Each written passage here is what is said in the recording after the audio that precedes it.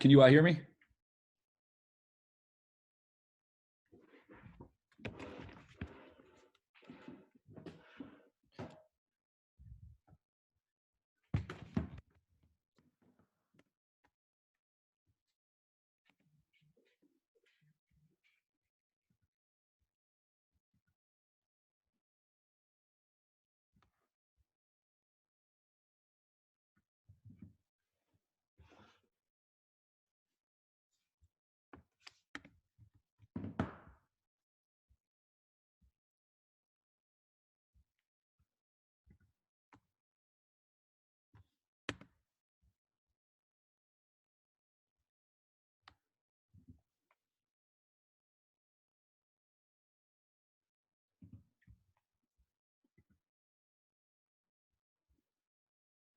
All right, we're gonna get started here with the win the end line. Kind of a quote I came up with. I know Coach Byrne, I think it was on Wednesday, shared a couple end line clips from the PLL Chaos Redwoods game, and I'm gonna kind of take two small clips that happened in that game, talk about the two differences from it, and give you guys a drill at the end of this that you guys can use primarily with your attackman, but also with any offensive players down there. And then you guys can also add the read and react component from the other day as well. So without further ado, please feel free to chime away if you guys have some questions down low, and looking forward to this kind of rolling through. So first thing that we're going to talk about actually is this is probably my favorite clip from the game. And I want you guys to notice as soon as we get this going, number 22, Josh Byrne for the Chaos. All right, so he is this guy right here. And this is a crazy cut from him because he moves really, really well and kind of has multiple parts of his cut. And he's kind of wide open. You can see right now, Eddie Glazner, who's one of the best off-ball defensemen in the world right now, lose him for a split second. And it's just because he constantly moved all the way around to get to this spot and presents himself wide open. All right, Eddie Glazner makes a heck of a play here to recover and get to his hands to kind of force this shot wide. All right, this is very, very similar clip. I think Coach Byrne actually had this in his video the other day. All right, here Miles Thompson picks the ball up off the end line before the ref is able to kind of blow the whistle. He gets the ball off to Connor Fields, which I think is a very, very smart play by him. All right, you can see right now, this is number 92, Dane Smith. All right, Miles Thompson's going to kind of clear through here to allow these guys to kind of work through a big little, all right, with these four guys off the end line. All right, they're able to do this because Miles gets the ball really quick, all right, and they're back in play, and the ref's able to blow the whistle right now as these two guys are getting set. And you can see, all right, now Matt Landis has to go around an object to get, ball pressure on Connor Fields right now. All right. So when you get this matchup here, so you have this big little, and I believe Coach talked about how Sergio would play this from a defensive perspective yesterday or Wednesday, I mean. All right. But now in this situation, you can see this gap, all right, right here between Sergio and between Dane, all right, that really creates a tough situation for the defense. And this is something that's going to be very, very favorable to the team in white right now. So at this point, when Connor picks this side, and you can see, all right, now Dane is very close to the crease here. All right, and Sergio's got a long way to go if he's going to try and recover back to Dane. All right, so the location of this pick, all right, even though number 92 really doesn't get hard contact right here, really creates an advantageous opportunity for Connor Fields to attack to his right hand. We can see right now, all right, he's trying to play the ball. He's trying to play the ball. All right. If you take a second to look above the cage right now, you can see this guy right here is looking away. This guy right here is looking away. All right. So in that situation, it's a very, very good time for the team in white to be crazy aggressive right now, or not crazy aggressive, but understanding that one of these two guys is going to have to be the slide guy. All right. So you're either going to change the matchup, or you're going to be able to kind of hopefully get to the front of the cage and get a high percentage scoring opportunity. All right. So in this situation, this is a crazy pass right here by Connor Fields, and it goes to show you the talent level that he has. Get the ball out of his stick quick, all right, which forces Garrett Apple here to try and fly out and get to the guy right here. All right. Now, some defenses will talk about slow playing this. You don't need to go, pressure the ball behind. All right. But in this situation, as an offensive player, you want to react to how the defense is playing. All right. If Garrett Apple were to hold tight here, all right, on Miles Thompson, which, that could be how a defense wants to play it, because Miles in his career scored over 100, maybe over 200 goals. All right. If he stays tight here, all right, then it's a good opportunity for Dane to kind of attack and see if maybe he can turn the corner. All right. But when this guy flies behind like he does here, all right, you're going to see this open guy right here. And again, Eddie Glazner. And again, I never played with him, never played against him. I'm very glad for that. But he makes an incredible play getting over to him, gets right to his hands. And then Timmy Troutner, makes a phenomenal save here. So at times you have to, give your hats off to the defense because they make some incredible plays at times. But that's a scoring opportunity you kind of draw up after 5 seconds of offense, and he'll take that shot 10 times out of 10 times. All right. Next clip we got here. All right, this is actually going to be a two-parter. All right, inside shot, out of bounds. All right, number 5, Connor Fields again picks the ball up. All right, you can see that the defense is getting set right now in between this little gap right here. All right, here comes number 2. All right, Miles Thompson. We're going to talk about this little fish hook, all right, that he's going to have right here. All right, and then we'll see how the defense kind of reacts to this. Again, so number 5, Connor Fields, you think about the personnel right here. All right, so we got a lefty, all right, and we got a righty. All right, so this one's actually going to work out perfectly if Connor Fields takes his left hand and Miles kind of comes through and gets that right hand fish hook. Right. Instead, Connor takes what every defense thinks is not going to happen. All right, they're kind of banking on him going left-handed. When he goes to his right, all right, you can see Garrett Apple kind of gets caught in no man's land. Do I need to go? Do I not need to go? All right, which forces this defender to really help in on this inside attackman. All right, because of that, and you can see this skip lane that just opened up right there, all because he went to his right hand, all right, and kind of forced a little bit of pressure on the defense. All right, again, shot out of bounds. And this little intricacy right here, all right, from Connor Fields is really, really important. I think some young attackmen can definitely pick this skill up out there. Sometimes the referee will stop you. But if you pick this ball and kind of run on the field like this, you have a little bit of an advantage over this defender that's kind of thinking you got to kind of, come in, raise your stick, and be ready to go. All right. Again, you can see the same thing starting to happen. All right. Number 2, all right, right here. All right. He's going to kind of go through his little fish hook here again. All right. Again, number 27, Buchanan. He's going to create a little bit of an off-ball action here as well.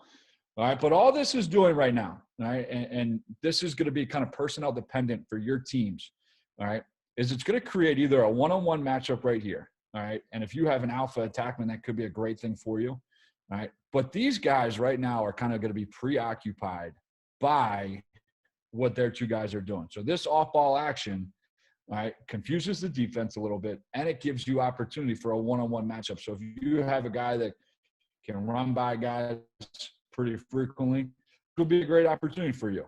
All right. There's another option that we can do in this situation, and we just saw the fish hook. All right. But Miles Thompson can do, what we call a flyby and come this way. All right. And Connor Fields can feed this left-handed for him going right-handed in front of the cage. All right. As we get to here, again, you can see, all right, this fish hook. Again, this guy's not in a position to slide because he's so worried about this guy scoring the backside. All right. They have to come off of this guy. All right, and it would leave this guy wide open. All right, as a lefty scorer, that'd be a great opportunity. Very similar to what we saw Miles Thompson have on the first dodge. All right, so again, you can see he was able to kind of get towards the front. All right, end of the shot clock. All right, that's kind of it. But those were the 2 clips that I was really, really intrigued about from that game. Let me actually stop the share screen here. And take some questions on those. And if not, I'll get right to the drill. Pull up the chat here.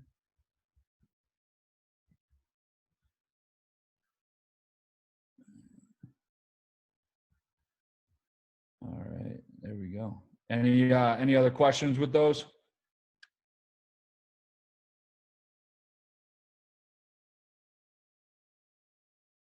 What's up, Watson?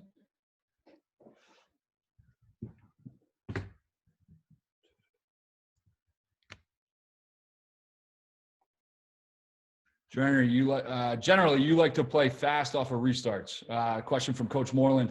I think it depends on your personnel and the flow of the game. But ultimately, I like to if you can get a goal or two off of an end line restart a game, you're going to be really, really happy with that. You're also going to be able to generate some opportunities where you might get not so much a shot just off the end line restart itself, but you might be able to change the matchup for one of your attackmen. And you may also be able to make a compromising approach to one of your midfield dodgers just by pulling the defense down and allowing those guys to kind of see some space. Think back to, Connor Field skipping the ball over the top to Ficarro. You could get an opportunity like that where Ficarro is now dodging a guy flying out to him. And that could be something. If you can get the ball and get the ball going quick, that allows you to attack before the defense sets up. So if you think about college basketball, some of those coaches always talk about trying to attack the team that plays zone defense. You want to attack those guys before the zone defense is able to establish itself. So if you can score, in a 3-on-3 in that basketball game, that'd be great. So any opportunity that you have to attack the defense before it's set up, I think taking advantage of that is great.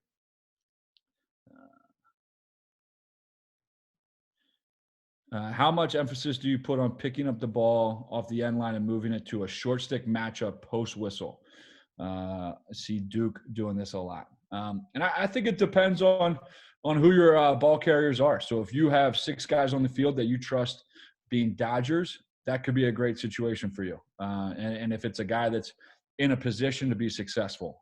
So if you have a guy that you think is just a crease guy and some teams might be short sticking him, then there's no reason to bring that guy off the crease to have him be your initial dodger there. And I think that there could be situations there where if it's your best player picking the ball up off the end line, you might want to roll with him and see if he can generate some offense for you. And it's not to say that you don't want to move it to a short stick and you don't have to do an end line action every single time you pick the ball up off the end line. I think that's where if you constantly run it, then teams are going to be able to see it happening more and more, and they'll be better prepared to defend it. But if you throw it at them and it's a random end line in the second quarter or a random end line in the third quarter, then it kind of becomes a little bit of a surprise to those defenses where they weren't expecting it to come. And I think that's one thing that's pretty important is that this action. Again, you didn't see Connor Fields or Miles Thompson, giving hand signals or anything like that. They just did it. And I think that's what becomes pretty cool with that. So if you're a coach and you have some trustworthy attackmen that you're like, hey, I feel really good about these guys. I trust them and I want them to try these opportunities. If they just do it on their own, kind of in the flow, that's where it becomes really, really difficult to defend. And you keep the defense kind of on their toes at all times. So hopefully that answers your question there.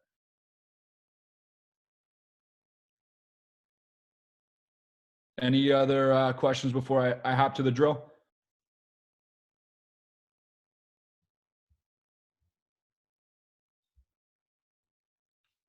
All right, here we go. Give me 1 second.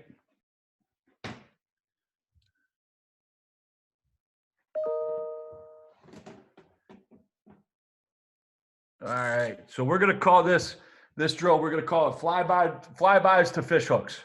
All right, and how this drill is going to start, again, I got a handy dandy whiteboard here with me. All right, number 1's going to be our first guy.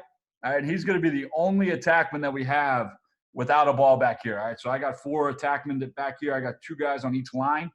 All right, and what's going to happen, all right, is number 1's going to first go through what we want to call a flyby. All right, so as he kind of changes his speed, he might be jogging through, acting like he's just clearing through.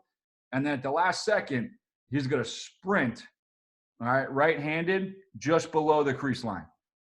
All right, number 3 is going to start to carry left-handed. All right, and he's actually going to make 1 pass, all right, just this way to number 1 as he's going through his flyby. All right, so number 1's going to catch this pass kind of over his right-hand shoulder. All right, and then he's going to come to the front of the cage. all right, and finish the ball. All right? And the biggest thing with this finish right here is that you want to have your hips facing the end line right now. That's going to give you the most space to see the front of the cage and be able to score there. All right. After that, after number 3 just made his first feed. All right. Number 2 is going to throw him another pass. All right. 3 is going to come and meet it. All right. He's now going to do what we call a hockey stop rollback, where he's going to plant, roll back to his right hand, and attack upfield. All right. And as that's happening, all right, this guy's coming off of his turn the corner, and he's going to fish hook for his left hand. All right. And then this feed is coming right into him. All right. So each guy's going to get 2 shots as they come through this. All right. What would happen next is number 2 would then go through his flyby. 4 would feed him as 5 feeds that ball over. And now we're constantly going through this. And again, you guys can do this all right-handed first, or everybody going this way, and then flip it, go the other way with it. All right. And that way you're able to get both a flyby, both a fish hook. All right. And I don't want to say that those are the only 2 opportunities that we have to do this. All right, off the end line.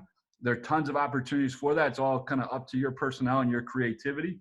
But these are 2 of the main kind of end line restart plays that I've been seeing recently at the college level and at the professional level. So some flybys, a fish hook.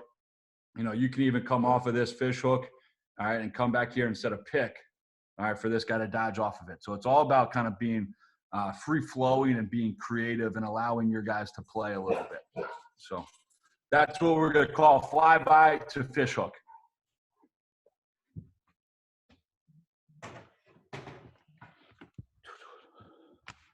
All right.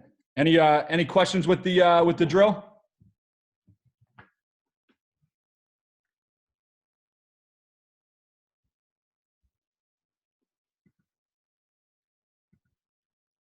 No.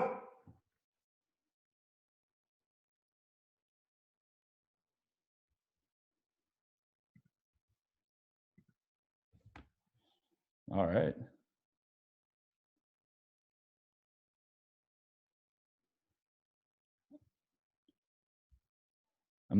No questions. I guess we can lock it down and everybody can have a great weekend.